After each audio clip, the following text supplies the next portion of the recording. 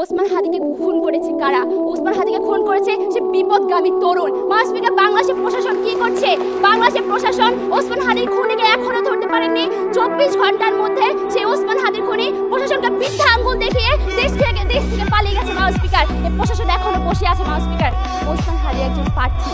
মাসপিকার আমরা বলতে চাচ্ছি যে যেখানে প্রার্থীর কোনো নিরাপত্তা নেই সেখানে একজন সাধারণ জনগণ, এই গ্রাম বাংলার জনগণের নিরাপত্তা কোথায়? মাসপিকার আমরা বলছি প্রশাসন ও নির্বাচন ব্যবস্থাপনা নিয়ে। মাসপিকার বাংলাদেশের প্রশাসন ব্যবস্থা এতটাই মজার, বাংলাদেশের প্রশাসন ব্যবস্থা হচ্ছে জাদুকরি মঞ্চের মতো। এখানে ভোটাররা না গেলেও ভোট আগে একলাই চলে যায়। মাসপিকার বাংলাদেশের নির্বাচনের ব্যবস্থা নাই, কবর থেকে উঠে মানুষ এসে ভোট দিয়ে যায়। এই নির্বাচনের ব্যবস্থা নাই, এখানে কোনো নির্বাচন হয় না। মাসপিকার গত 15 বছর ধরে আমরা প্রহসনমূলক নির্বাচন দেখেছি, আমরা রসিকতা নির্বাচন দেখেছি। তারা বলে গেলেন 14 সালে বিনা ভোটে নির্বাচনের কথা, 18 সালে রাতের নির্বাচনের কথা, 24 দামি নির্বাচনের কথা। মাসপিকার এই দায়ভার কার? এই দায়ভার হচ্ছে প্রশাসন ও নির্বাচন ব্যবস্থাপনা।